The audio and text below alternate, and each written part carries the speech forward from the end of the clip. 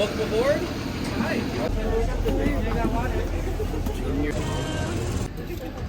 Melinda is passing out 3D glasses, so yeah. We couldn't do the VIP without the MVP. Give it up for our driver, Eric, everybody. Yeah.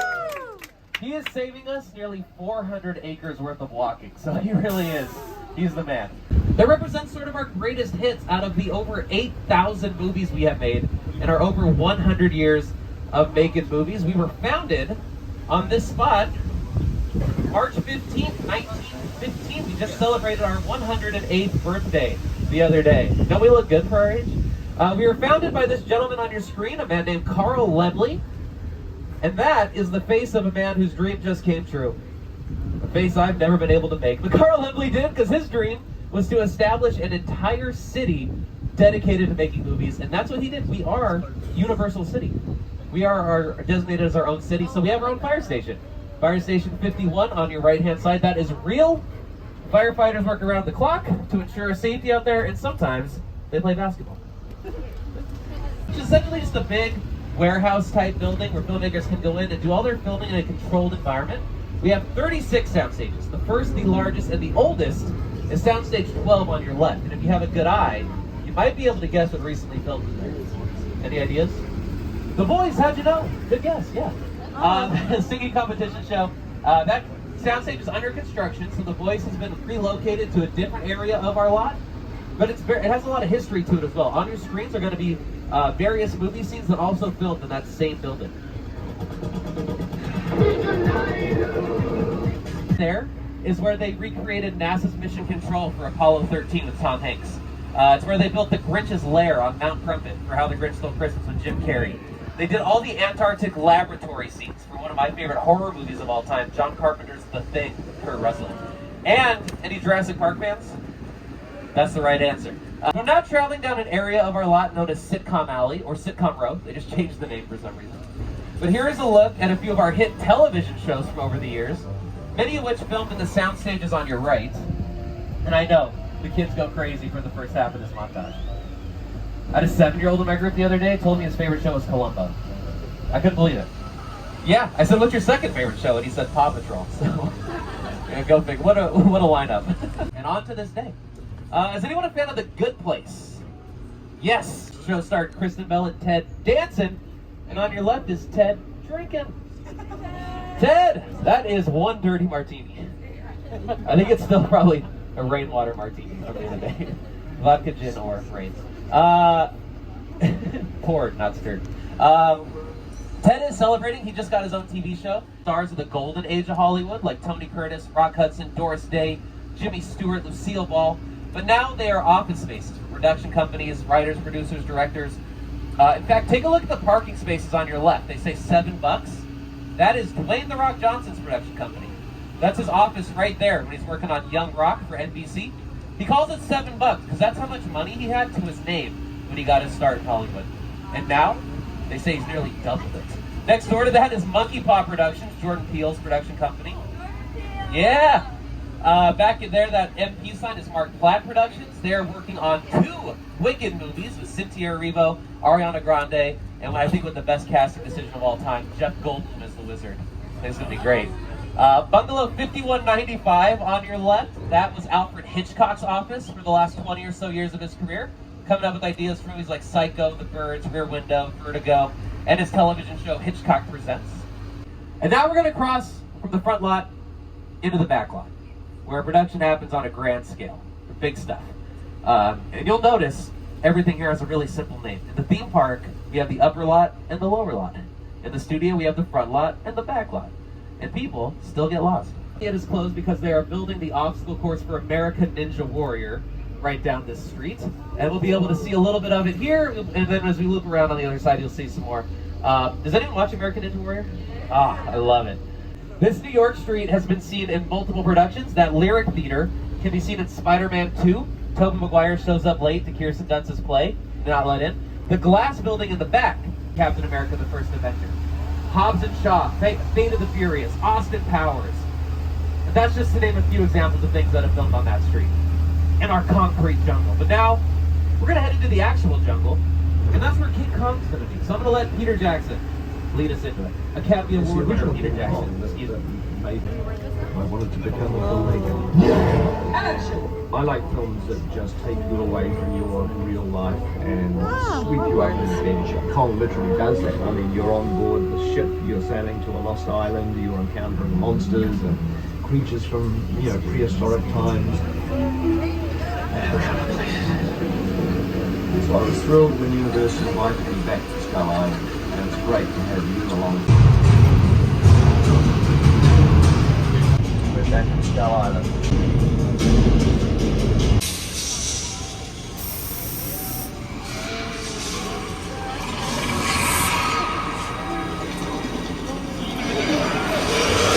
Oh my god.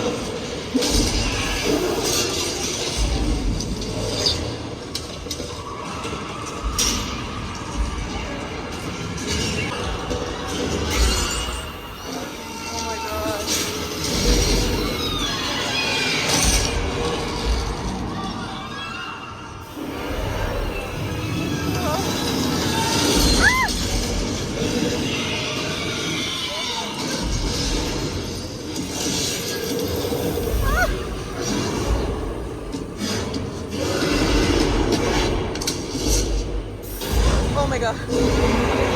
Oh yeah, give it up for King Kong 363D, everybody! Take a look now as you drive out, just some really big screens. Some of the largest digital screens in the world, 40 feet tall, 180 feet across, and it's where all the tour guides got together last month to watch the Super Bowl. Right? Yeah, it was great. No, I'm kidding. Wouldn't that be cool? Super Bowl 363D. Maybe next year. I keep asking Dad to do it. They've also done a ton of superhero movies. Deadpool, Wonder Woman, Shang-Chi, Guardians of the Galaxy. They were brought in to work on Avengers Infinity War and Endgame just to create Thanos. Cars on your left-hand side have been in movies. You probably recognize them, starting with that yellow Deuce Coupe from American Graffiti, starring Harrison Ford and George Lucas. Their collaboration before Star Wars. You got Tom Selleck's Ferrari from Magnum PI, just a stunt car. It's a fiberglass shell with a Volkswagen engine. Biff's convertible from Back to the Future. Belinda was busy cleaning all the manure out of it this morning. Back to the Future 2, the flying cars. In 1989, that's what they thought we'd be driving in 2015. Pretty close. We should have hoverboards by now, too. Back to the Past with the Flintstones. In the movie, they're powered by feet. In reality, just pulled by a cable. A lot of modified golf carts. The Ford Anglia from Harry Potter and the Chamber of Secrets. That is one of 17 and a half they made for that movie. We actually have two. One here and one at the theme park in Harry Potter World. Paul Walker's Nissan Skyline from Too Fast, Too Furious, directed by John Singleton. The gyrosphere from Jurassic World, which has no glass, because it never did. All the glass was digitally added later, because you don't want the reflection of the camera and the crew in your shots. The Fry's Electronic Man from Jordan Peele's Nope, right next to the Crawdaddy from Jordan Peele's Us, where Winston Duke fought his tether. In fact, there's still some movie blood on the back of the boat there. And then this tank at the end from Transformers. Looks good. I would not trust it in battle. It is made mostly out of plywood and PVC pipe, just painted to look metallic. That way it's cheaper, it's more lightweight, and it's easier to transport around the set. The Dilophosaurus, known for spitting acid on their prey to cause blindness and eventual paralysis, allowing them to eat at their leisure, making them a beautiful yet deadly addition here at Jurassic Park. Okay, the first set of cages are empty. I think they're in the back though. On your left is the mobile lab unit from that clip I showed you earlier, the Lost World Jurassic Park, also made of plywood. And on your right is some more empty cages. That's not great. Let's see, as we pull forward though, there's some more set pieces from the Lost World Jurassic Park, the engine car there. And then there's some rustling in the bushes, and oh no, there they are. Oh my Clever god. girls. Melinda, look, they're moving in herds. They do move in herds. Okay, well, if you guys thought that was bad, wait till you see what the Spinosaurus is about to do. In 3, 2, 1. Nothing. I know. Could you imagine? That'd be like a fire hose in his mouth. That would like destroy you guys. Plus, it's not even a real dinosaur. Look, it's a Haphosaurus. Never mind. Yes. Now we did pass by the mobile app. I'm going to show you the clip again because now we've seen it in person. But this time, I also want to point out the weather effects. Because a lot of times, filmmakers will add rain to get across the tone they're going for. In Jurassic Park, the first time you see the T-Rex, it's pouring rain, makes it more suspenseful. In Shawshank Redemption, Tim Robbins escapes prison. It's pouring rain, makes it more dramatic. In The Notebook, Ryan Gosling and Rachel McAdams kiss. It's pouring rain, makes it more romantic. And you have to ask yourself, where's it raining harder, on screen or my eyes? But here in Southern California, we don't get a ton of rain. I mean, we have recently. But even when we do get rain, we can't just wait around for it to happen. We gotta control it. So, creating a storm is actually super easy. Barely an inconvenience. In fact, I think the forecast today calls for a little thunder and lightning. Let's get it going. So the thunder is coming from speakers that are hidden in the set. The lightning from strobe lights on top of the buildings. And what comes after a little thunder and lightning? That's right. Let's make it rain! So this rain effect is created with, it's actually a very fancy piece of technology here in Hollywood. It's called sprinklers. And that's it. It's that simple. The problem with rain, though, is it has a hard time showing up on screen. If you're ever watching like a sporting event or a newscast and they're talking about the storm and the rain, you can't really see it when you're watching from home.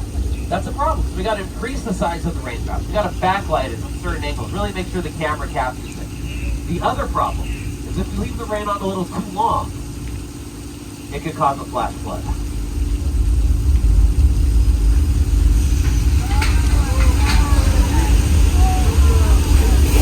Whoa.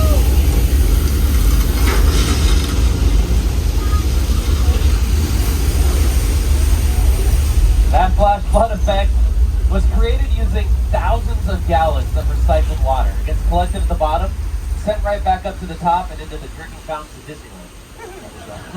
Guys, I'm kidding.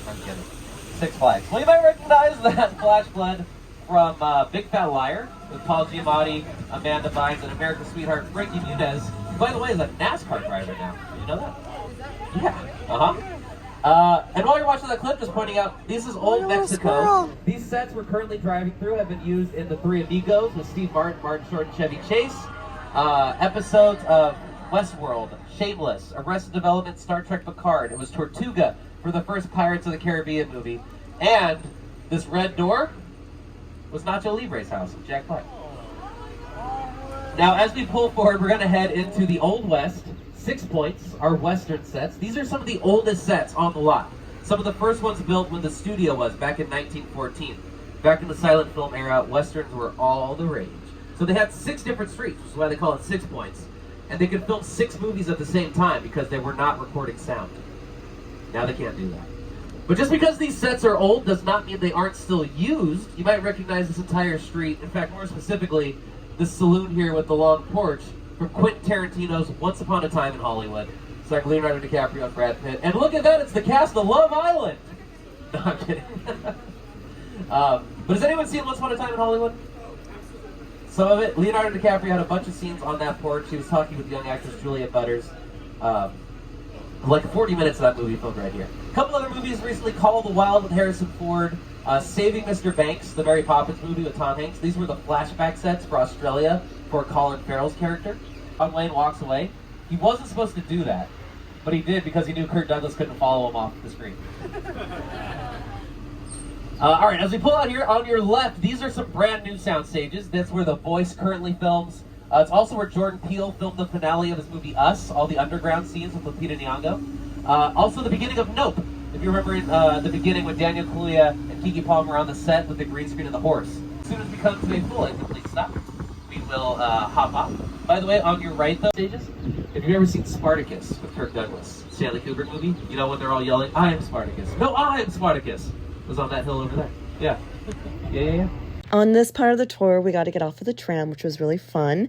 And they just did a lot of explaining to us of different things. There were also parts of the tour that we weren't able to film. Before we get back to this tour, don't forget to give this video a big thumbs up and make sure you are subscribed. Princess Diaries 2, a royal engagement.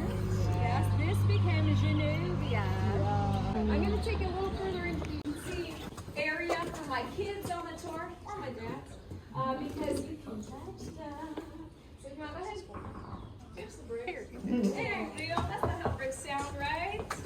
Yeah, majority of these buildings are made out of fiberglass, foam rubber, plastic, really good paint job, plywood. And as you can see inside the buildings, there's literally nothing there. We just basically built a shell. Anytime we're going to go inside of a building, we are going to cut the camera and film the interior in a sound stage where we have total control over the environment. Want to take us a little further into these sets? Oh yeah, it's literally nothing. I love the video. Popular last week. They really So pretty. The little stores.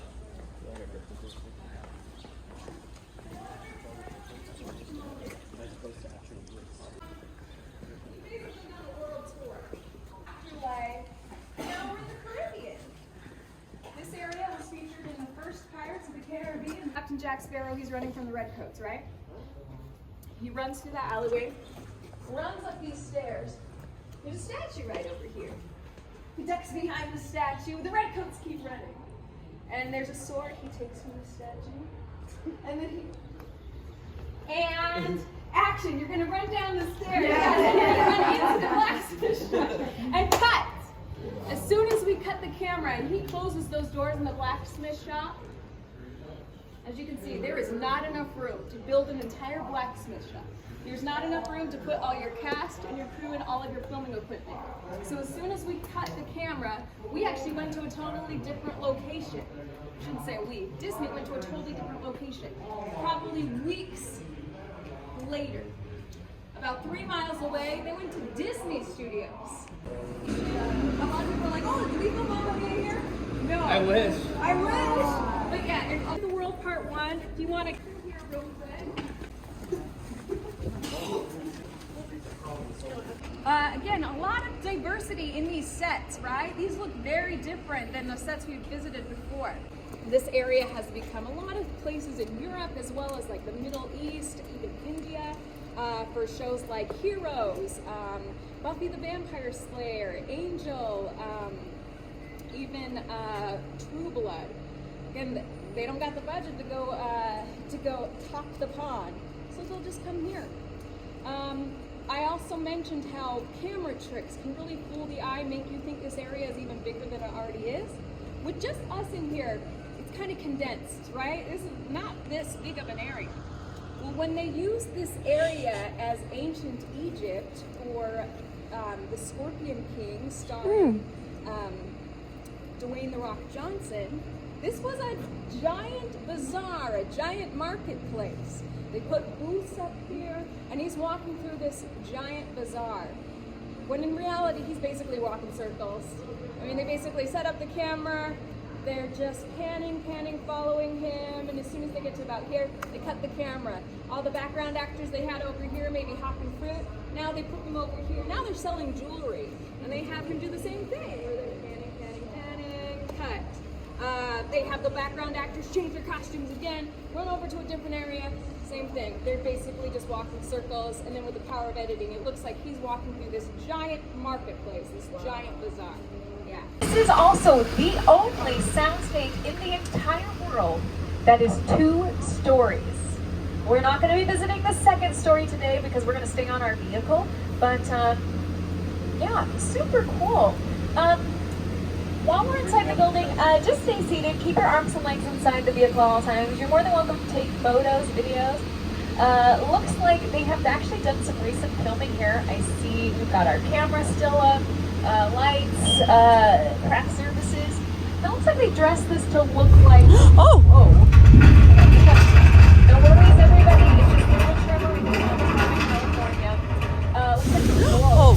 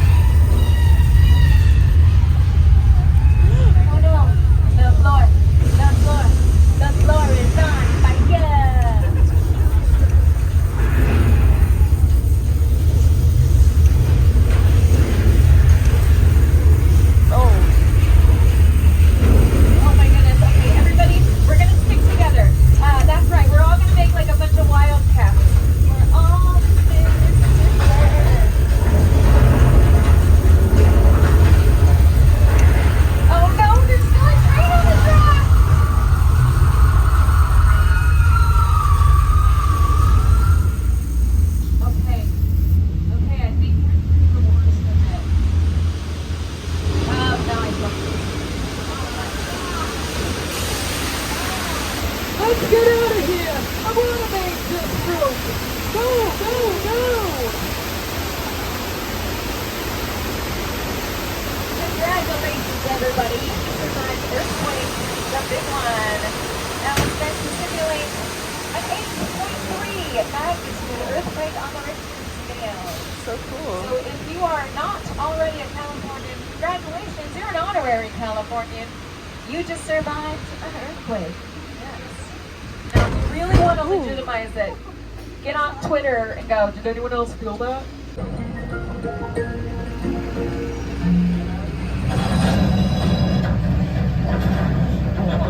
What's going on?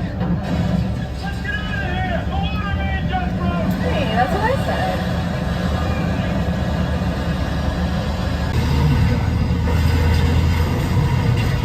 Okay, I don't know about y'all, but that was really stressful. And when I get stressed, I like to go to my happy place. And my happy place is the beach. Oh no, there is another shark in the water. Oh my goodness. No. David! David! There's a shark! David! There's a shark in the water! Okay. Kids, that is not how you pump gas. Oh! This pier is on fire!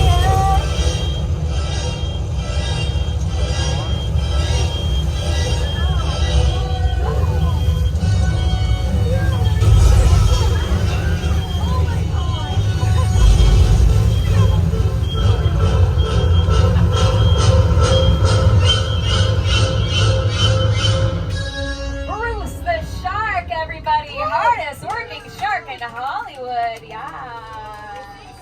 It is a great white shark out to the coast of Martha's Vineyard. Put it into the water, and all the sea salt interfered with the mechanisms of the shark. It caused it to sink to the bottom of the ocean. This pushed production back over 100 days. It tripled the budget. Now you don't do that, especially if you are young 26-year-old Steven Spielberg on his second picture ever. He thought he was never going to work in Hollywood again. Because of all the trouble the shark had, instead of being released at Christmas time, 1974, it was released the following summer, 1975. And it became the world's first summer blockbuster. Because no one was going to the beach after seeing Jaws. Yeah. Now, Steven Spielberg will say he owes a lot to the shark. But in my opinion, the true hero of that movie and the success of Jaws is due to the editor. But also, it's the fear of the unknown. What you don't see is even scarier than what you do see. It was also her idea to film from the perspective of the shark. The most successful franchise ever, the Picture Cars, the Fast and Furious franchise. So right over here on our right-hand side, we've got a few more picture cars to show you. This is like Picture Cars 2.0. I want to point out a couple of cars. The pistachio green Fiat, that is Mr. Bean's car. Hitchcock's Psycho, 12 cabins, 12 vacancies. Oh, I didn't realize the proprietor, Norman Bates, was going to be here. Okay, perfect. He's going back inside. Oh, goodness. Yeah, I read the Yelp reviews. I hear the shower in room 1 is to die for. Oh, no. Kids, he is just helping that lady out to her car. Oh, no, he's putting her in the trunk.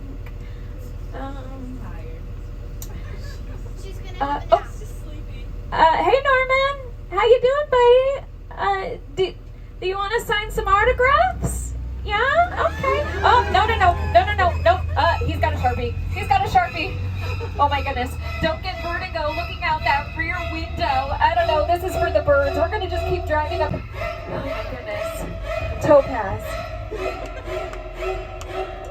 The actual Bates house from 1960 Psycho. If you look up in that window, you will see Mother. That is the original actress who played Mother. I know. Now, look guys, I get it. I would probably be a psycho as well, especially if this is what my backyard looked like. Yes. Welcome, friends, to the crash set site from Steven Spielberg's War of the Worlds. Now, in just a moment, we are going to hop off this trolley one last time and explore this impressive, enormous set. Couple of ground rules for this set visit. The road that we're driving on, this is active roadway. So please do not walk into this road. Do not play chicken with a tram, you will lose. With this set, there is exposed wire, exposed metal. We do not have the ability to offer tetanus shots. So please do not touch this set. No way. So cool.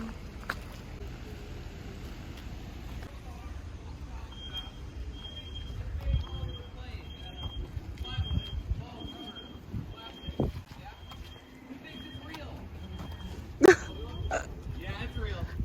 Yeah, the production went to an airplane graveyard in the Mojave Desert. Bringing it over here. Oh, look at a little bird. That's right, that's we are. So yeah, they went to an airplane graveyard in the Mojave Desert, bought this decommissioned Boeing 747 for $60,000. Which for a full-size plane, not bad. But one of our co-workers had some. They said, really, we sell them for like $10,000 after War of the Worlds came out. They just wanted it to be from that movie. That was 2005. 2010 rolls around. Since then, they've done for shows like Love on Community. Our property goes up to about. Cute. That came out within the 5-year period, so they couldn't use this stuff. They had to do their meetings in the final move for about 5 years. Here's the process in Hollywood. A couple famous examples. What's E.T.'s favorite candy? Nobody wants nothing to do with the movie. Logo. Look at that house. Oh, so cool. And if you get the VIP tour for Halloween,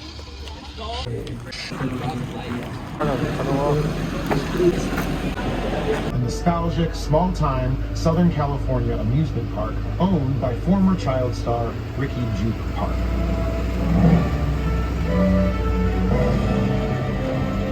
Over there, look into the winking well and have your picture taken just like the kids in that old 90s movie Kid Show. That's what this whole place is loosely based on. Remember that one? No? Lied.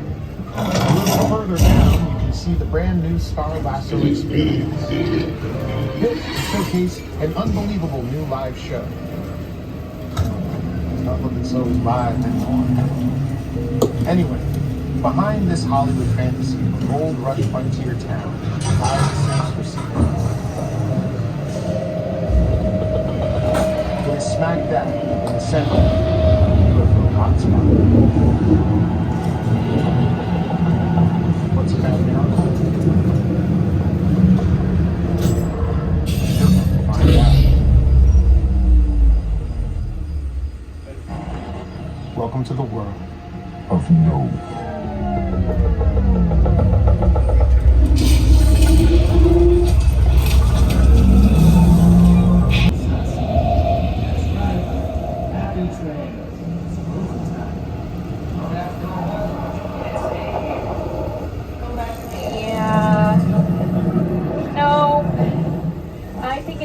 For us to get out. Sullivan's Truck Repair Shop. I got a couple members of the family who are also in on it. They're going to help protect us, okay? All right, when we go inside this safe house, I need y'all to take this real serious. So, you're going to sit tight. Keep your arms and legs inside the vehicle at all times. Baby, no flash photography. You know, turn the ringers off your phone. We don't want to let the syndicate know where we are. All right, let's see if I can find some family members. Hey, yo, Roman, Letty, y'all here?